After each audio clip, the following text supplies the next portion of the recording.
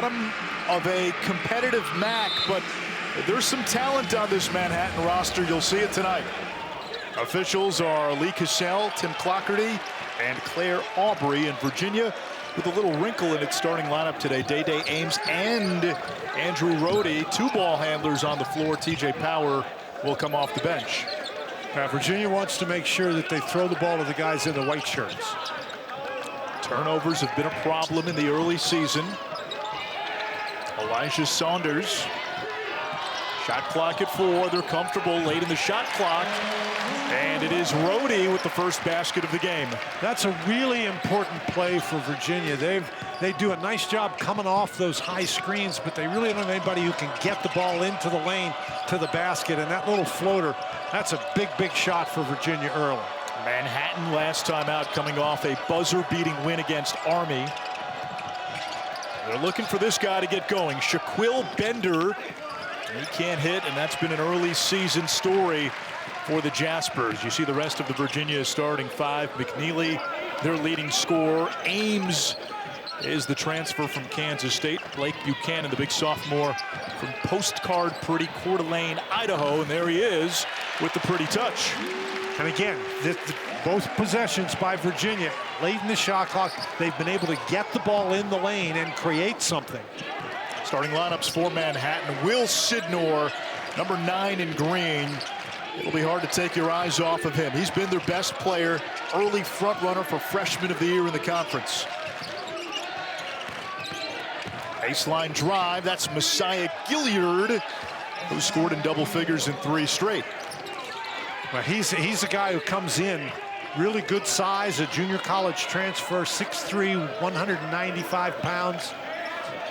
And that's one thing, this is a Manhattan team that has pretty good size, a little bit shorter than Virginia, but not necessarily less bulky.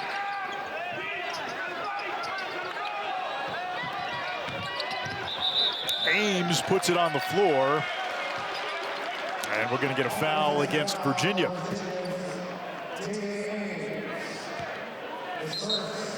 First on Ames. Ron Sanchez, former head coach at Charlotte, elevated after Tony Bennett retired. He was a longtime Bennett assistant at Virginia before leaving for Charlotte, and came back to be an assistant last year. No good from Wesley Robinson, who had the game-winning shot in that win against Army. Manhattan's a team that has pretty good shooters.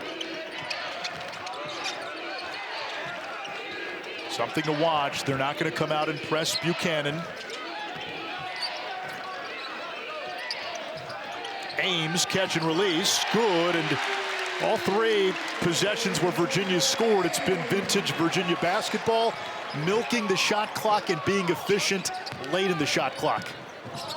And that's the key thing. You can milk the shot clock all you want, but eventually you got to score.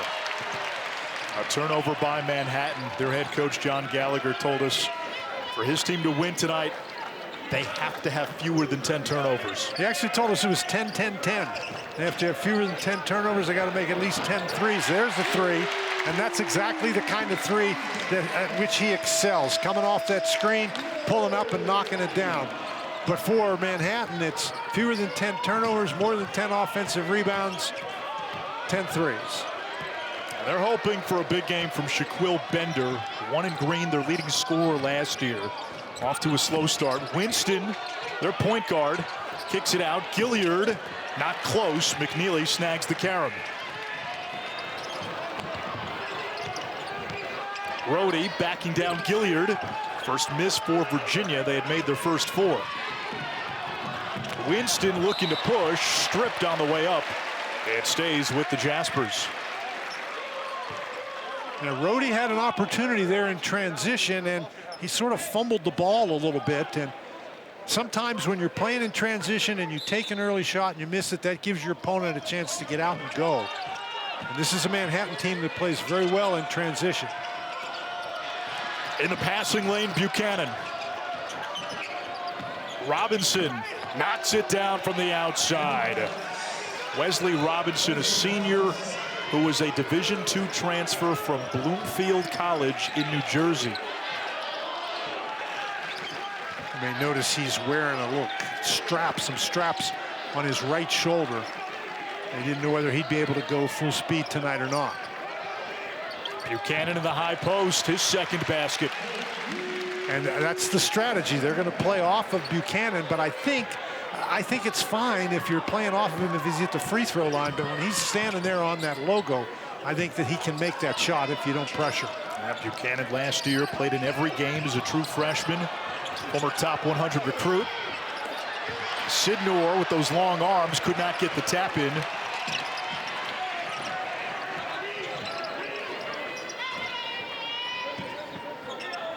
This is a pretty good start for Virginia, particularly after getting their ears boxed in the Bahamas. And there, if you're going to play him to shoot the three, he's not really quick, but he can drive the ball to the basket. 5 early for McKneely. Robinson, another triple, good. So he hits the game winner at the buzzer against Army, and he's knocked down 2 threes early here in Charlottesville. And he came in on the season having only made 3 three-point baskets. Had only taken 7. Gilliard defending McKneely. It comes down low. Buchanan's got a size advantage over Robinson, too easy. And Buchanan, those are shots that he is going to have to make. When Virginia goes inside like that, sometimes he has struggled to make those types of shots, but an easy job there. Bender off the shot fake, and Dan, we've seen this. A guy who can score, who's in a shooting slump. You go to the basket, you get an easy one, then things open up. And you've got to be careful with that guy. I mean, if he starts making them, then you have to get up on him. But with the way he shot the ball so far, I think you don't want to get out on him so quickly. Ames off the hesitation. Buchanan's got 6. Shot clock at 6. 8 points for Buchanan, and a chance for one more at the stripe. That was a good, tough play by Buchanan.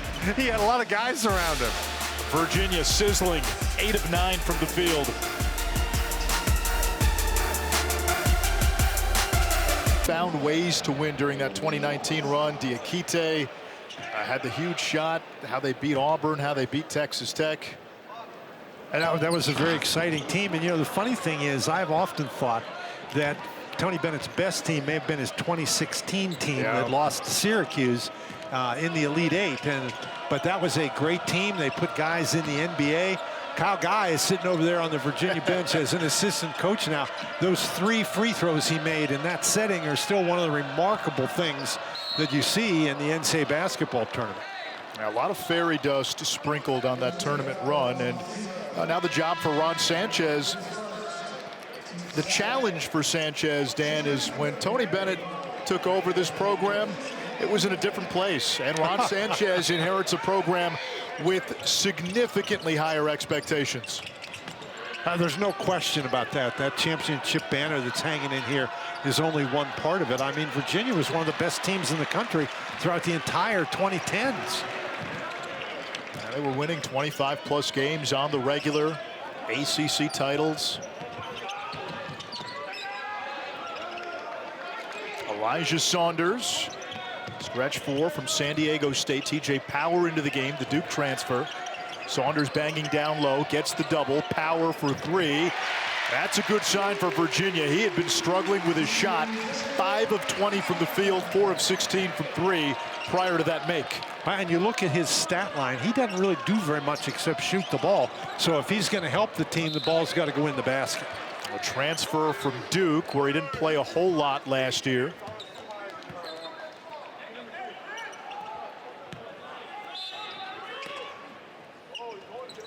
You look at the timeline of how things unfolded. Virginia lost to Colorado State in the first 4 game. Fall break mid-October, shortly after Bennett announces his retirement, and then play ball November 6th as Bender misses the 3, and it's knocked out by the Jaspers. And right it's here early in the game, Manhattan is settling for shots. And part of that is the Virginia defense. The Virginia defense doing a really nice job keeping the ball handlers in front. We've seen very few drives to the basket. Manhattan's really not a screen and roll kind of team. They do a lot of cutting and passing, and Virginia has handled that very effectively so far. Virginia a perfect 3 of 3 from beyond the arc. Saunders banging down low, grazes the rim. The rebound to Shaquille Bender. Team's second leading scorer. Winston almost lost the handle, careless. And Bender gets tied up. We will step aside. Cavaliers 9 of 12 from the field and a perfect 3 of 3 from deep. They have their largest lead. Early season, Gallagher was a head coach at Hartford. While an assistant there, he came to Charlottesville to play Virginia back in 2007. As the fall away goes, and he knocked off 4 high major teams at Hartford, including Boston College out of the ACC twice. This is the end where Manhattan really has to tighten it up. Virginia shooting 9 for 12. And they have their talented freshman in the game. Jacob Coffey, Virginia does, 5 in white. Rohde using the window. That's really a nice job with that high, coming off that high screen and roll. Rohde that time, people talk about how they're not very quick, and he's not, but when you come off that screen and roll, if you can use your size to get down in the lane and score, then that's a big help. Bender's 3, not there. McKneely, a 45% three-point shooter last year. Right idea. They had great ball movement and power was open, but an errant pass. There is John Gallagher, America East Coach of the Year at Hartford in 2018. Second season at the helm for the Jaspers. Last year, he told us that his best player, heart and soul of the team, Brett Rumpel, torn ACL against UConn. The team never recovered. Rumpel's going to be out again for the season this year. Tore the same ACL just a few weeks ago, but he feels this group is better equipped to handle that. Their level of talent, he thinks, is higher. Their depth is better. A lot of dribbling by Bender. And those are tough shots. Bender, he's been struggling making open shots, and you don't really get back on track by taking tough ones. Not against this defense. Kofi lays it up for 2. And this is exactly the way that John Gallagher did not want to start the game. Virginia out there playing with a tremendous amount of confidence. A little pace now, too. Ames not there. Kofi, the follow. The freshman from the Seattle area opened his Virginia career with 3 straight games where he scored in double figures. Roxborough, the Australian, to Elijah Curry from the outside.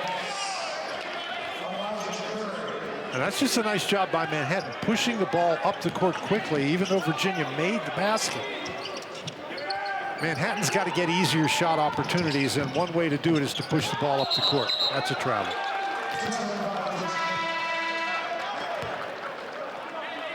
We talked about the fact that Virginia is shooting a very high percentage, and when you take good shots, you shoot a very high percentage. That's just a simple screen and roll.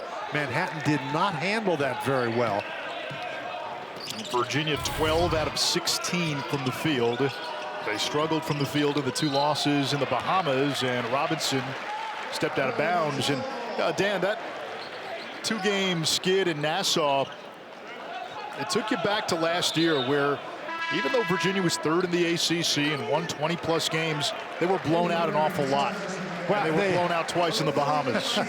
Well, and that's what everybody remembers. But again, Virginia, they won 23 games last year. They finished 3rd in the ACC. They got invited to the NCAA tournament. You know, there was a time here in Charlottesville where they had a parade for that team. You're right. But of course, those days are long gone. That Bennett guy had something to do with that. Well, there were some pretty good players that helped him.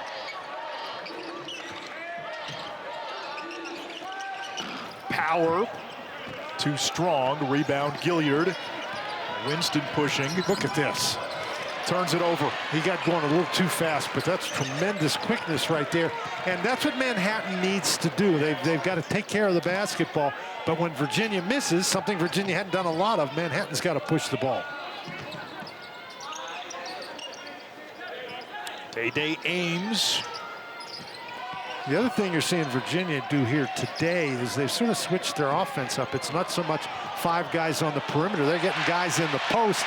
And when you get guys in the post and move the ball coming out of the post, those are the kind of plays you get. Easy bucket for Kofi, and Virginia shooting better than 70% from the field in this first half.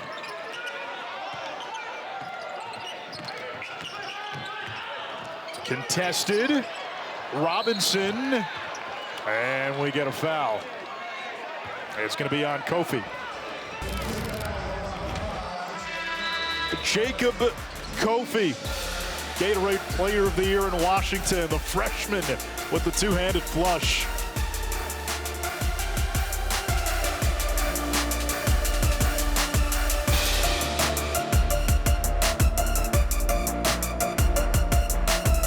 Without missing a beat. How many programs without missing a beat can lose 2 guys to the NBA and just pick right up where they left off? The thing that you have to understand is this is a young Virginia team, and it also involves some transfers, a new Virginia team, and so it's going to be hard to replace this. Beekman was actually a free agent. He was not drafted, excuse me. No, but he was, I mean, we're talking about the ability to take the ball to the basket. That was a big part of Virginia's success with Beekman at the end of the shot clock. He could get the ball into the lane. You know, Kihei Clark could do the same thing. And so you recalibrate this offense. And, you know, they were counting on Jalen Worley, a transfer from Florida State, who was thought to be their point guard, but Tony Bennett steps down and Worley hits the portal. Well, welcome to college basketball in 2025. Buchanan almost cracked double digits in the first half. Well, the good news is that Buchanan caught that ball and went up through contact and drew the foul. The bad news is that he's going to the free throw line. A career 49% free throw shooter, 7 of 15 on the young season.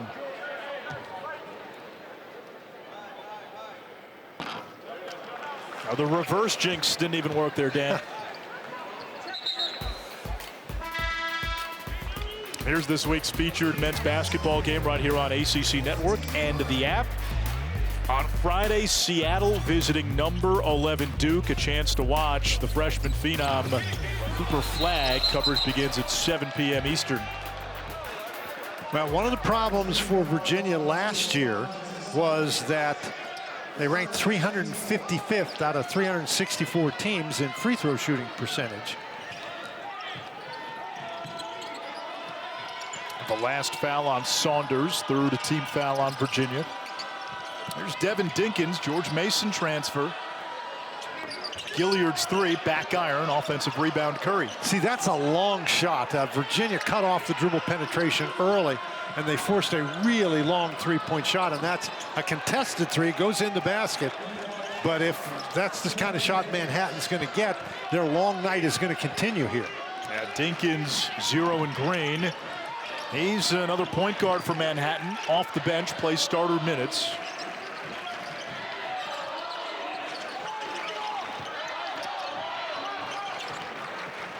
McKneely lobs to Buchanan, and they get Curry with his second foul.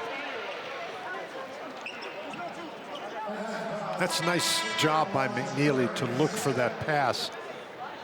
Buchanan at 6'11", and unlike the games against Tennessee and St. John's, the inside guys for Manhattan are not big, bulky guys, and so Virginia is not at the physical disadvantage they were with that they were down in the Bahamas. Yeah, in the 2 games in the Bahamas, Virginia was minus 42 in points in the paint. Tonight, an 18-4 advantage. Well, they're doing a nice job getting their guys inside. They have a lot of activity early in the shot clock, and then as the shot clock runs down, they have their big guys with their back to the basket. Sidnor from the outside. This kid has tremendous upside already. A couple of 20-point games, and he's only a freshman. Well, and he's number 2 on this team in 3-point field goals attempted, so you got to get out and guard him. Ames throws it to the Manhattan bench. And Manhattan has now closed this game to a 7-point deficit. Well, again, this is a team that can put some points on the board, and Saunders playing a little bit too far off. As I said, that young man that's now his 24th 3-point attempt on the year, which is second on this team, so he likes to get out there and shoot it. Still early. Robinson's pass knocked down by McKneely. One pass too many right there. Ames catch and release, got it. And that's, again, that's a little bit different twist for Virginia. Pushing the ball up the court and shooting a 3 in transition. You don't often see that. Sidnor, no whistle. See, that's a force. You need to move the ball, move the defense around, and then Sidnor will get opportunities. You alluded to it, that 3 by Dinkins. Sometimes that can be fool's gold. You make a shot, and it's a tough contested shot. Now you think you can try it again. Foul on Bender, his first. And this is an excellent response by the Cavaliers. You mentioned Manhattan had cut into that lead. It was 7 points. It looked like the Jaspers had something going. But a couple of tough shots, and then Virginia converts. Rohde got off to a fast start. Buchanan with 8 in the first half. McKneely to the tin. Dinkins snatches it.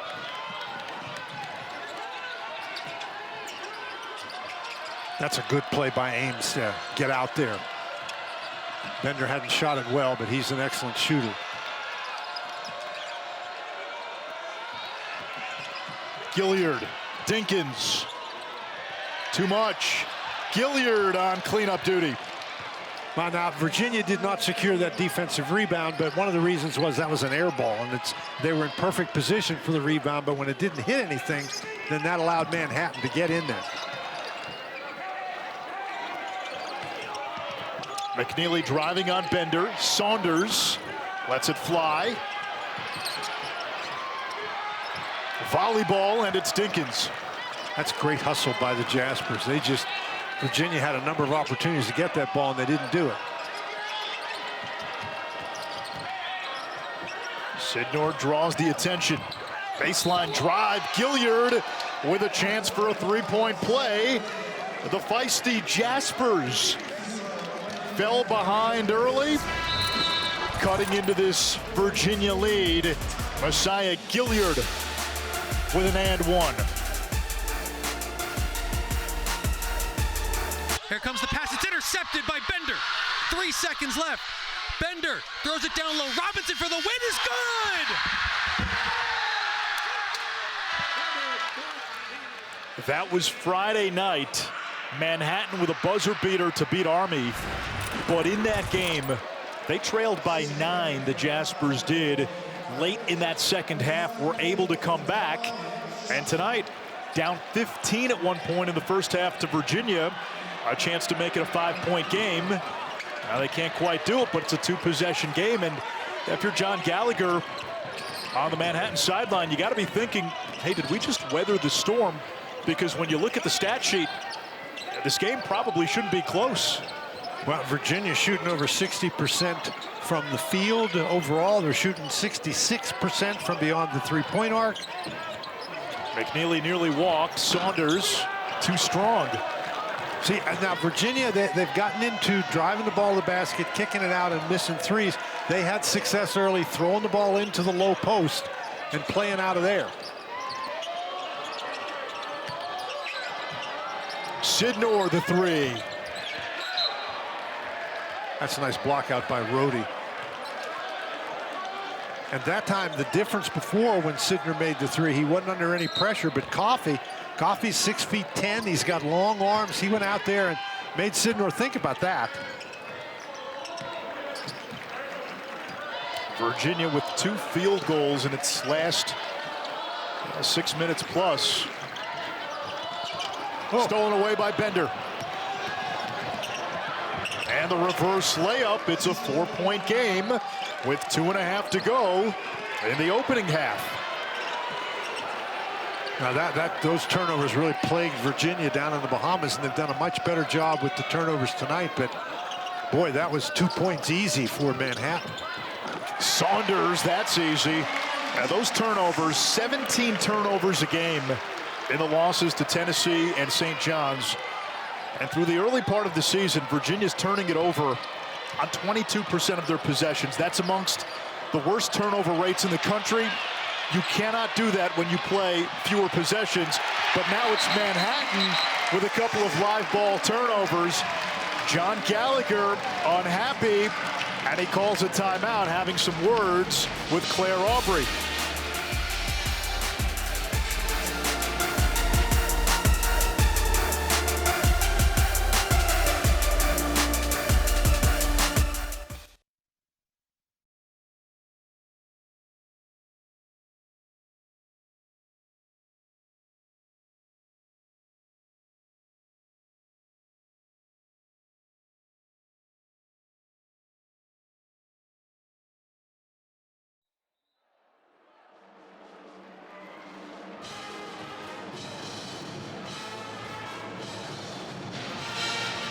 Well, you know, when somebody takes a run at you, you have to be able to respond. And, of course, the Virginia Cavaliers, they have a history of responding defensively. This is just a nice job by Rohde getting himself in between the two Manhattan players. And John Gallagher is upset, but they could have very easily called a flagrant foul on Bender for grabbing Rohde on the arm.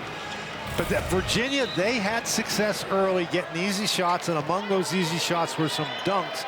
And in this recent stretch, they've fallen into settling, I think, for three-point shots. But when you're a team that relies on defense, you rely on your defense to get you straightened out. Now does Manhattan have a counterpunch in the final 90 seconds? A lot of dribbling, and Dinkins turns it over. And this is the snowball effect. It really is, and Manhattan, they cut it to 6, and you're talking for, I guess, 4, and you're talking about, okay, now these last couple of minutes are going to be really important. Well, the last couple of minutes have all been Virginia. And it's been some careless basketball by the Jaspers.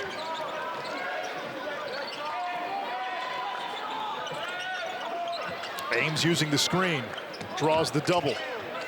Kofi thought about it, tries it.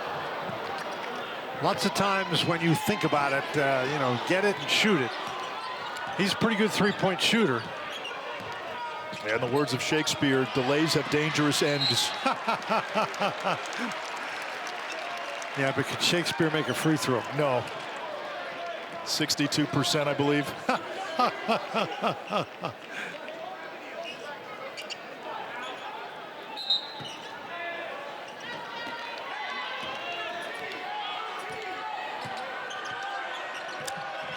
Jaden Winston, young man who went to DeMatha Catholic, Maryland powerhouse, finding the Australian Fraser Roxborough. We talked to Winston. He told us he had about 5-6 family members making the trip. He's from the DMV. That was a big basket for Manhattan. 5-point game, and now they get Winston with the foul. Still have another foul to give. Well, you have another foul to give. I don't think you want to be giving them with your point guard in the first half.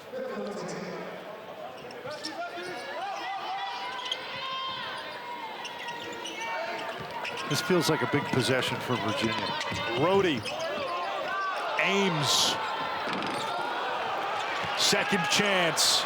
Kofi, great position down low. And that's a great job. He's got a smaller guy on him. There's nobody really digging down at the basketball. Don't pass it back out. Just power it to the goal. I really think that was a big basket for Virginia. The lead is 7 in the waning moments. Winston, the turnaround. No good. A season high 38 first half points for Virginia, but John Gallagher's Jaspers, number 2 here at JPJ. Cavaliers 2-0 at home, 1-2 on neutral courts. Win against Villanova, and then over the weekend And the Baha Mar in the Bahamas lost to Tennessee and St. John's. Manhattan came in at 3-2. Winless, though, away from their home court. The 6'6" Rohde, McKneely. Here are the Cavaliers working late into that shot clock, and Ames the tough pull-up. You move the defense around at the end of the shot clock, you're going to create opportunities if you get a guy to go around out on the perimeter. And Ames wasn't able to get all the way to the basket, but he got far enough. How should Manhattan attack? Well, I think Manhattan has got to try to get Sidnor involved. And they can't turn it over. If you throw the ball to the guys in the white shirts, that's not a good formula for the Manhattan offense.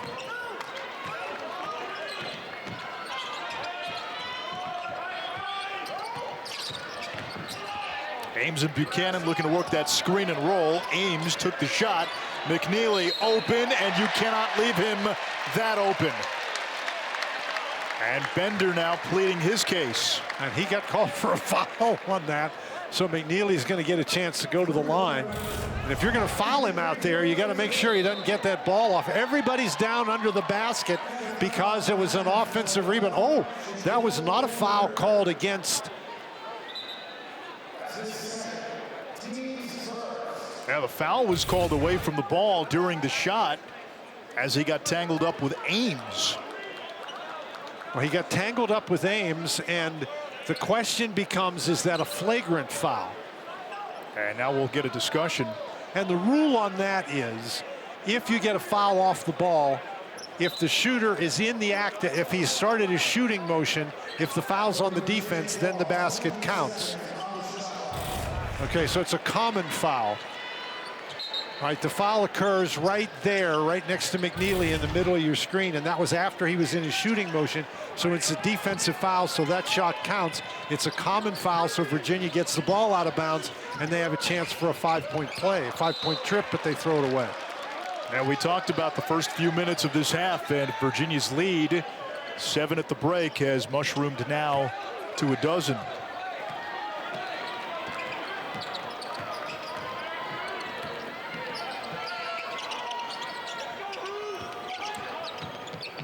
Will Bender, 1 in green, team's leading scorer last year. Robinson, the hero Friday night with the buzzer beater against Army. Now the quick Winston, lost it to Ames, and they're going to get a foul on Winston. That's his second. Virginia really had problems in the Bahamas with the size and physicality of Tennessee and St. John's, and Manhattan just doesn't offer those traits. And Manhattan they're not a big ball screen kind of team, and so their guys are having a tough time getting open against a very, very good Virginia defensive effort this evening.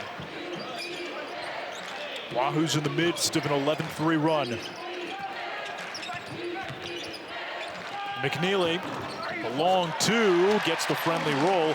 I also thought Ron Sanchez was very calm about the 2 games in the Bahamas. There wasn't any hyperbole or overreaction. He said, we're a young team. As McKneely gets the steal, met by Bender at the rim, an outstanding defensive play.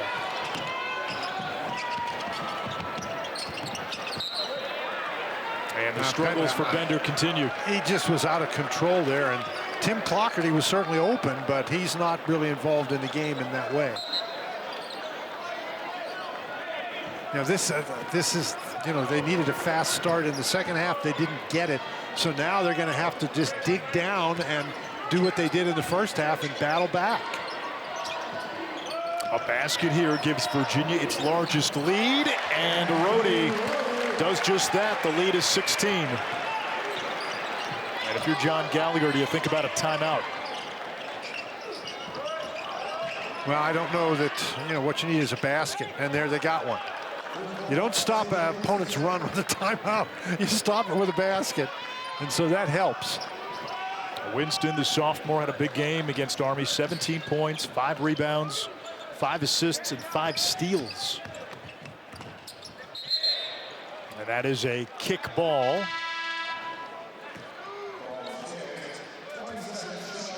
This ACC Network women's volleyball matchup is so big, it might be the best of the season. #1 Pitt, #3 Louisville, the ACC regular season title, and the #1 seed in the nation on the line. Coverage begins tomorrow night at 7 Eastern.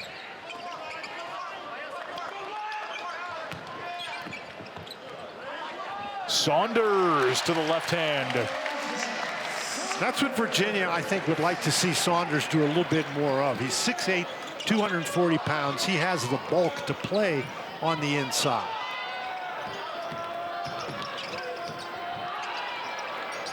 The three, no good by Roxborough. Manhattan has to find a way to disrupt this Virginia offense. They simply haven't been able to do it. Rohde, that time there's a little disruption. Rohde left his feet with nowhere to go. Winston hits the three, and Manhattan still has some life. It's a 12-point game. Another three by Winston. He's got 6. That's what we talked about. You up the defensive pressure, that gives you easier shot opportunities, although that was a pretty long three. Back in the paint. A 30-10 advantage in points in the paint for Virginia.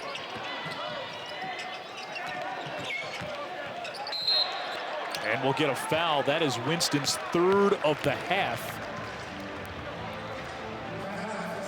Media timeout with 5th by T. Rowe Price. John Gallagher in his 2nd season as Manhattan's head coach. And there is a proud coaching lineage for the Jaspers. Steve Lapis was there before going to Villanova. Fran Fraschilla, our colleague, was there before going to St. John's. And Bobby Gonzalez before going to Seton Hall. It was a feeder for the old Big East.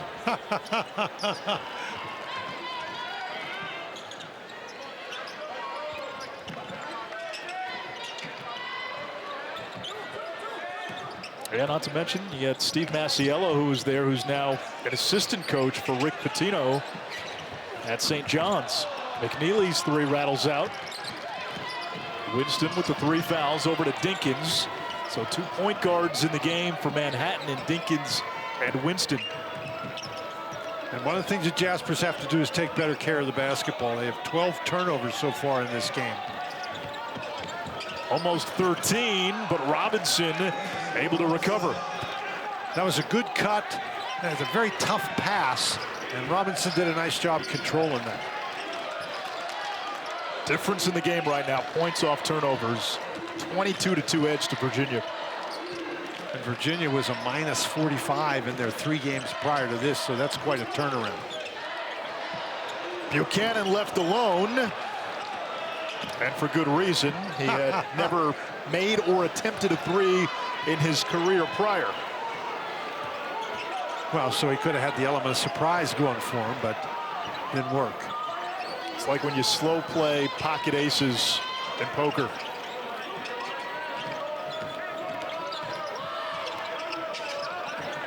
Bender, that 3 goes, and he's their X factor, and he is capable of going off at any moment.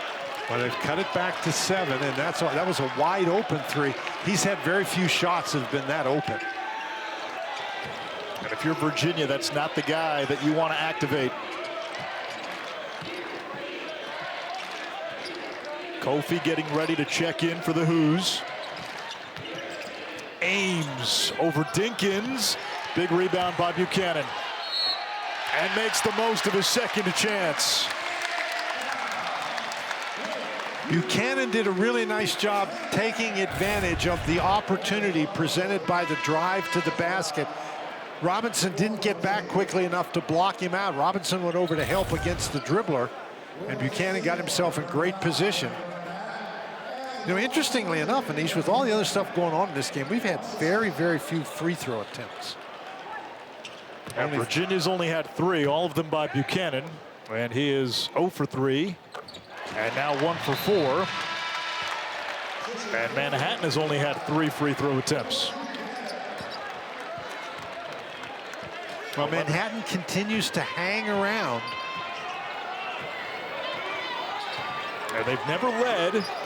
And it seems every time Virginia's on the brink of putting the game away, the Jaspers surge.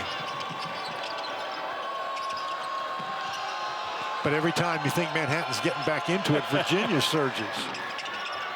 See, now that's the no ball movement there. One pass and a shot, and that's not the way Manhattan's going to get back in the game. They've gotten some wide open three-point opportunities with ball movement. What Virginia's done, they've taken Manhattan completely out of their transition game. Sidnor the rebound. Now the opportunities to push have not been there. They try it here, almost turn it over. And we'll get a foul on the drive on McKneely. It's his first. Now the Jaspers, you want to push the ball, but you don't want to be out of control doing it. They were fortunate to keep it that time. A really nice play in transition on the defensive end by McKneely to disrupt them. They wouldn't be the first team Virginia's kept out of transition.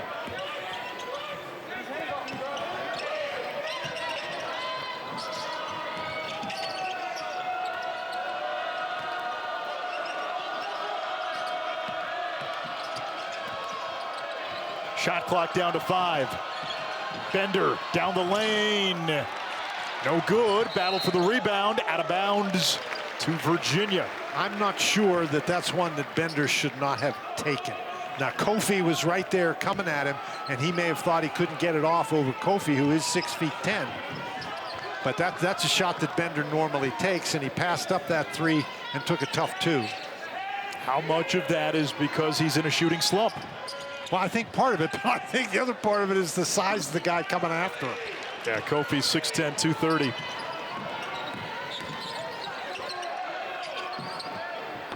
Roxborough's 3. Rebounded by Kofi. Now, if you're Manhattan, that's a shot that you'll take. A wide open 3 in transition. If you're going to come back in the game, though, obviously you got to knock those down. Yeah, from a pretty good three-point shooter. Ames looking for help. Kofi against Sidnor, a couple of talented freshmen.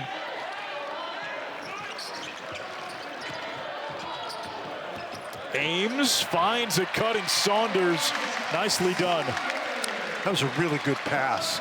A nice job by Saunders just to follow the play. And we'll get a reach-in foul on Ames.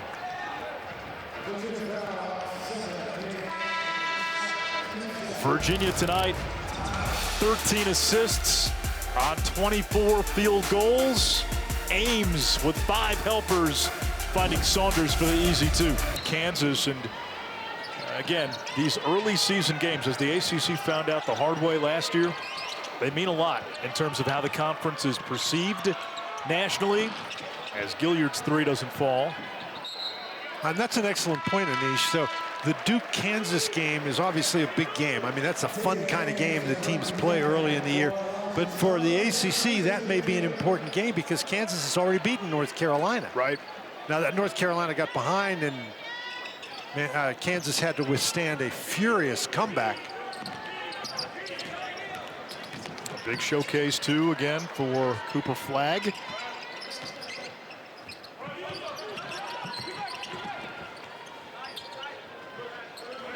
Buchanan setting the screen for Ames.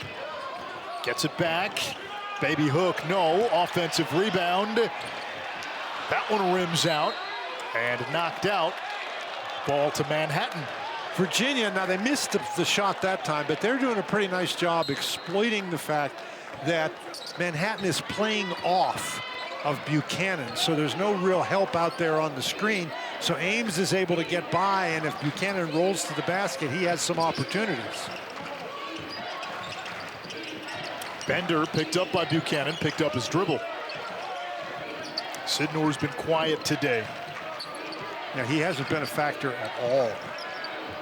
Roxborough, too much English. Dinkins wide open. That one rims out, and a foul against Virginia. They get Tane Murray. It's his first, the senior from Auckland, New Zealand.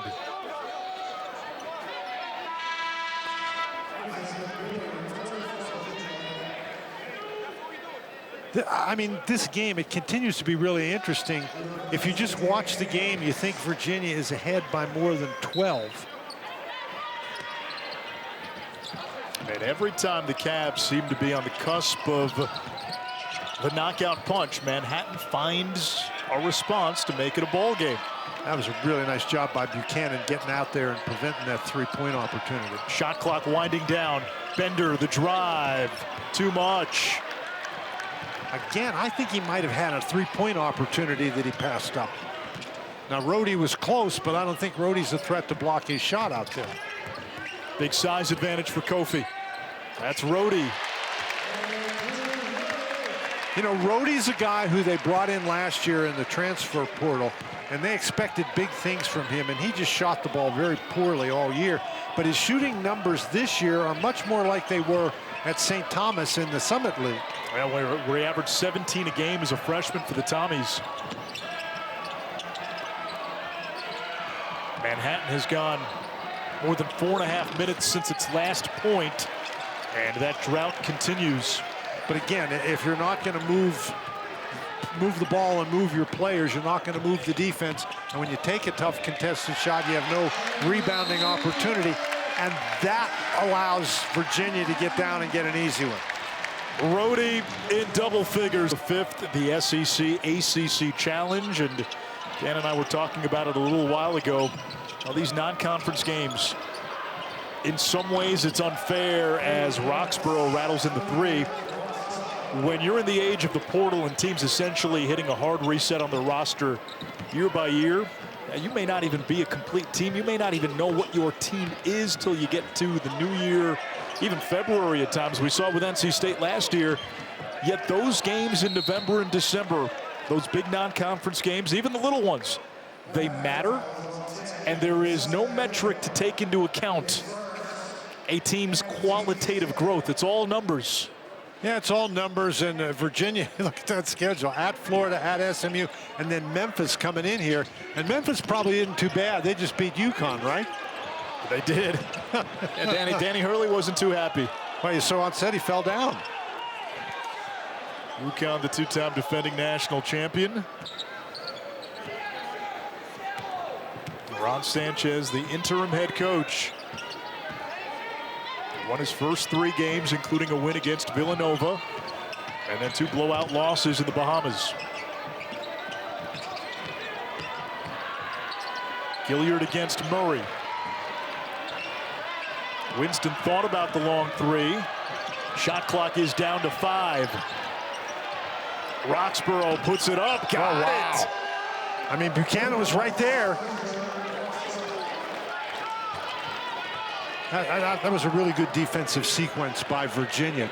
That was a tough shot by Manhattan. If you're going to settle for those kind of tough shots, it's going to be hard to come back. 9 points for the freshman from Melbourne, Australia. Rohde's got 10 tonight. And we get a foul. Ooh, that's on Winston. Is on Winston, and it's number 4.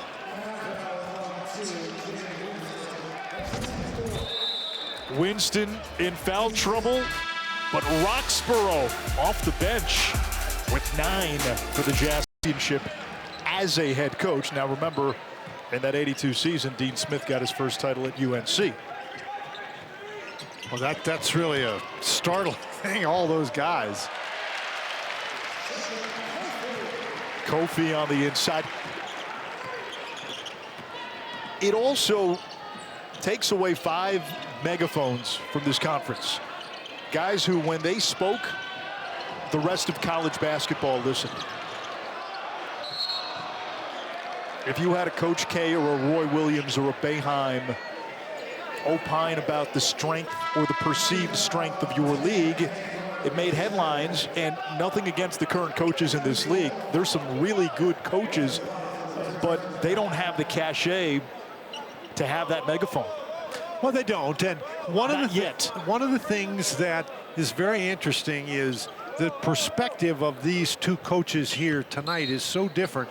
Ron Sanchez and his staff, they have to be worried about every single game because everyone counts on the metrics that they use to evaluate you as to whether you might get an NCAA tournament at-large bid. Manhattan doesn't have to worry about that. You know, nobody from the MAC is getting an at-large bid. So when it comes right down to it, you concentrate on building your team. And that's why you play games like this. Obviously, you get some money for coming here to play. but you can test your players in really tough circumstances. All you're really doing is you're building toward that conference tournament. You only have to win 3 or 4 games, and you get to the NCAA tournament. McKneely on the drive, wild layup, gets the foul, and if you're a team like Manhattan, games like this amplify your strengths and really amplify your weaknesses. You know where to go to work and practice the next day.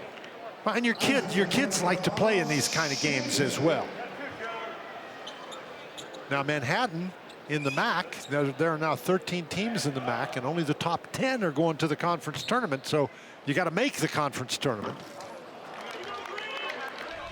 It is rivalry weekend in college football, and on the ACC Network on Saturday, Duke, Wake Forest at noon, NC State, UNC at 3:30, and the primetime game with West Durham, Tom Luganville, and Dana Boyle is Virginia Tech. And interestingly enough, go ahead, Dan. ACC now with 18 teams, only the top 15 will make the conference tournament, and that's, you know, every ACC team not going to the conference tournament is something that hadn't happened. And as we saw last year, you can go and win 5 in 5 days as Robinson comes up short. Well, you don't want to make a habit of it, but you can do it. That's probably not how you draw it up, but if you're in that position. Kofi did an outstanding job maintaining his balance. I don't know how he didn't fall down, but unfortunately for him, eventually his foot ended up on the line. And the official is right there. Boy, that was close.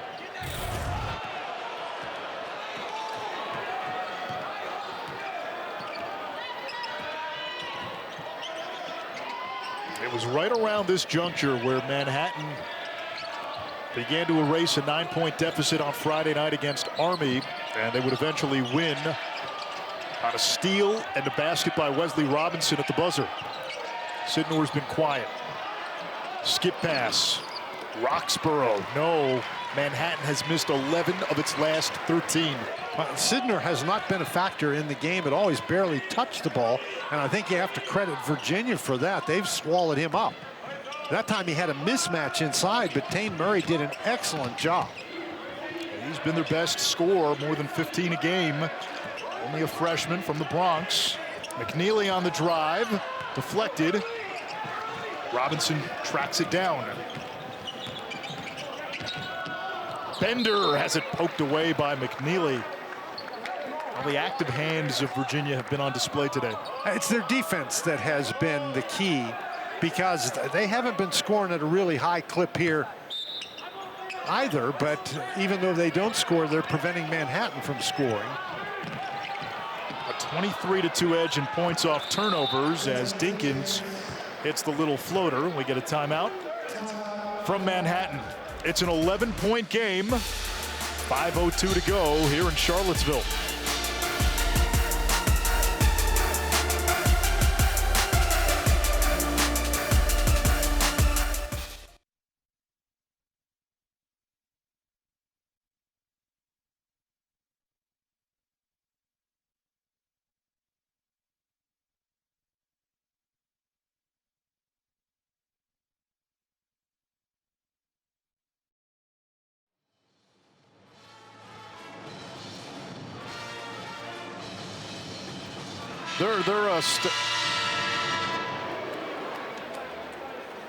Virginia without a field goal in the last 2.5 minutes. They've outscored Manhattan by 4 here in the second half. It was a 7-point Virginia lead at halftime. But the Virginia defense is the key. I mean, this is a team, and traditionally they have gone into some offensive droughts, and that's a pretty good shot right there. That's the kind of shot they haven't been giving up. And that Manhattan's got to do something. There's only 5 minutes left in the game. They have to do something to change the pace of this. You've got to take the ball from Virginia and get some easier shot opportunities. They will press. Well, now they're looking for traps. Virginia able to clear. It's a blocking foul on Gilliard. Gilliard just did not have enough patience defensively on that particular play. Saunders was backing him down, but watch this Gilliard. He moves underneath And you can't do that. If he just maintains his ground, he's going to get an offensive foul called against Saunders. The officials are they try very hard to call the displacement. And Gilliard was about to be displaced, knocked down, but he moved underneath Saunders, and that changed the foul call. At the other end, Gilliard atones, and the lead into single digits for Virginia. Manhattan continues to press. Well, see, now, most teams, if somebody's going to press you, you want to make them pay by attacking, but Virginia's just trying to break the press, and so now Manhattan's got to play tough in the half court. Yeah, one of John Gallagher's points of emphasis was being ready late in the shot clock. Saunders leans in, grabs the rebound with those bowling ball shoulders, and will get a foul. I think it's a held ball. Held ball. And the possession arrow is for the Jaspers. Well, again, Virginia against this press is not trying to go down and score. They're trying to set it up in the half court, and Saunders got a pretty good look there, but here, Sidner, we talked about the fact that he hasn't been involved offensively. Sidnor 9 in green was running the baseline a moment ago. You still have time to move the ball. Although you got to go toward the basket. Winston mismatch with the 4 fouls. Kofi the block what at the a rim. rebound. And Robinson, the Good hero heavens. Friday night, comes through. That's what I was talking about. Ames was matched up inside against Robinson, and they couldn't find him. But Robinson, it didn't matter to him. Robinson goes down. He puts him on his back, and that's a one-handed rebound and tip. What a fabulous play. Manhattan's back within 7.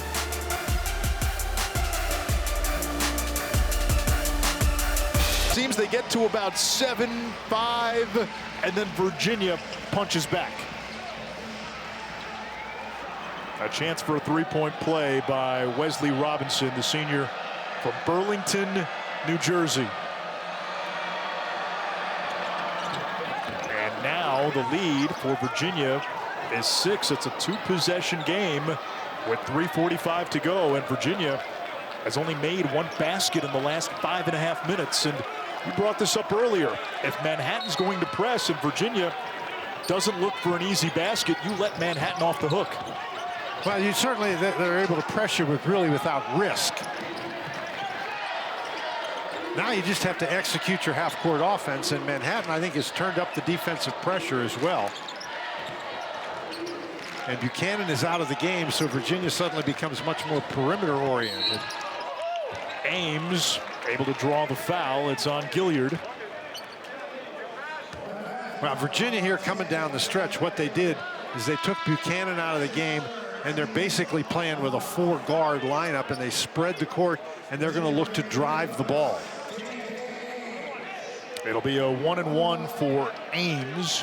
9th team foul on Manhattan, so the next one puts Virginia in the double bonus.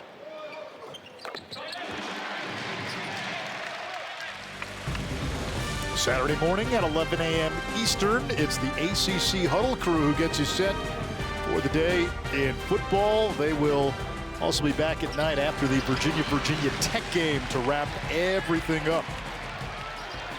Both free throws good. 8-point game, 3:20 left. 5 players in double figures in scoring for Virginia. Robinson looking for help. Winston with those 4 fouls. Now Bender open, and he still can't hit. Been a tough game for him. 4 for 12, just to 9 points. And that was wide open. And John Gallagher's telling his guys they don't have to foul. You got to play tough defense. And again, Virginia, they're comfortable playing at the end of the shot clock. You would expect them to do that here. Or not. Rohde looked like he forced one up, but he felt it, and the lead is back to double digits. So Manhattan again clawing to within 7, within 6. Virginia answers.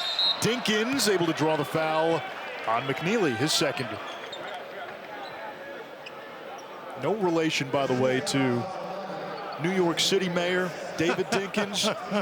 But again, even if there isn't, Devin Dinkins, the mayor for a team that calls itself Manhattan, that's a fitting nickname, isn't it? Even though they're in the Bronx. Well, that too, semantics. But again, he was the mayor of the whole city. Bronx is part of it.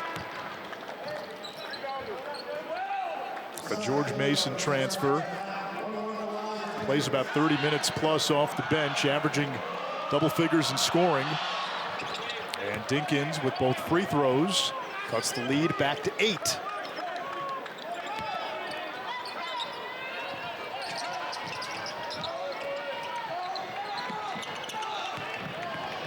Not much trouble there for Virginia. Now Murray in the corner.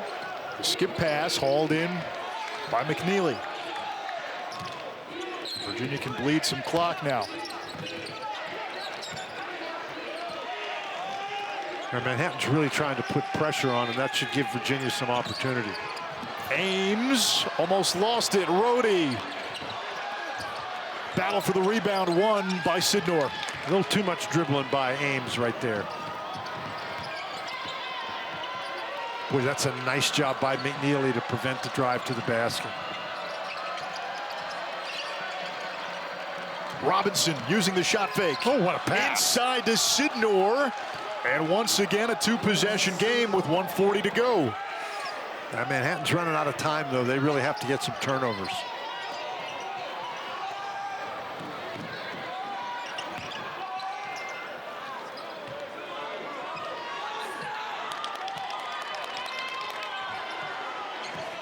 John Gallagher, the Manhattan head coach, yelling one stop from the Jaspers bench.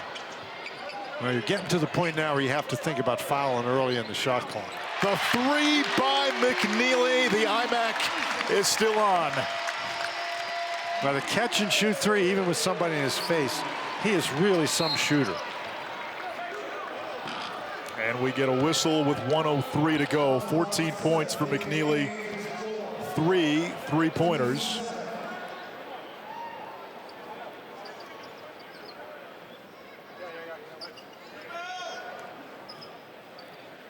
Manhattan now in the bonus. It'll be a 1-1 for Dinkins. And obviously these free throws critical for the Jaspers. Ames picked up his 4th. And Dinkins gets the front end. This week's featured men's basketball game right here on ACC Network and the app. It is Duke, the number 11 team in the country, and Cooper Flag taking on Seattle Friday. 68-61, 1:03 to go. You don't have enough time. I think you've got a foul. And Gilliard commits the foul to send Rohde to the free throw line. Now, Rohde, interestingly enough, he's a pretty good shooter and a pretty good scorer, but he does not go to the free throw line very much. 4 of 6 on the season, so that is a very small sample size. You would expect him to be a pretty good free throw shooter. And even last year when he started 27 games, only 16 free throw attempts. Made 7 a season ago. Rohde's had a nice game, 12 points. Got the start, and he makes the first.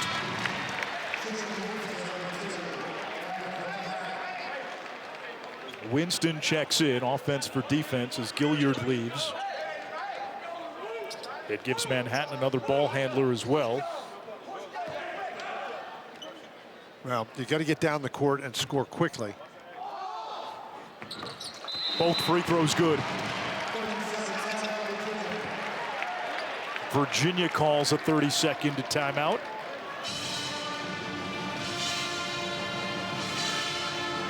What's Ron Sanchez going over now in the Virginia huddle?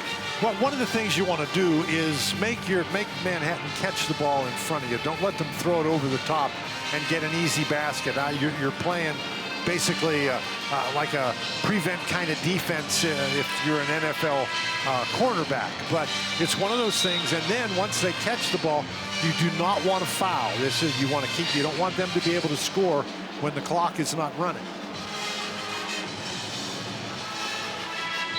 Virginia is in the double bonus, so a Manhattan foul against Virginia would give Virginia 2 free throws at the line.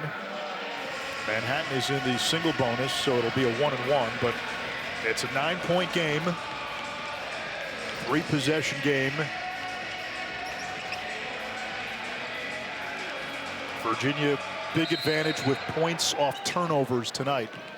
That's been the difference. Winston accelerates, coughs it up, and yet another live ball turnover by the Jaspers. Well, Winston accelerated just a little bit too fast there. Got a foul. And there it is. Sidnor applies the foul on McKneely. And at this point, you don't really have much of a choice in who you're going to foul. And McKneely is another one of those guys. He does not go to the free throw line very much. Came into the game 7 of 10, 1 for 2 tonight. 85% last year, 80% for his career. Well, he's a good free throw shooter, but again, he does not go to the line very much. And that's, if you look at these Cavaliers, particularly their backcourt guys who go to the line a lot, of guys who attack off the dribble. And Virginia just, they don't have that element at this point. The lead is 11, the 72 points for Virginia, a season high. Dinkins from in close, right around Ames, who had 4 fouls. 9-point game. And if that's Winston, that is 5. And it is on Winston, so he is fouled out. Well, McKneely just used his size right there. You know, Winston 6 feet tall and 6'4" by McKneely. And McKneely, I mean, he's a strong 6'4". They list him at 190 pounds, which is almost a 40-pound advantage against Winston. Where does Virginia have to improve considerably before they get into conference play? Well, I think that one thing Virginia has to do is they've got to be able, there has to be more physicality there.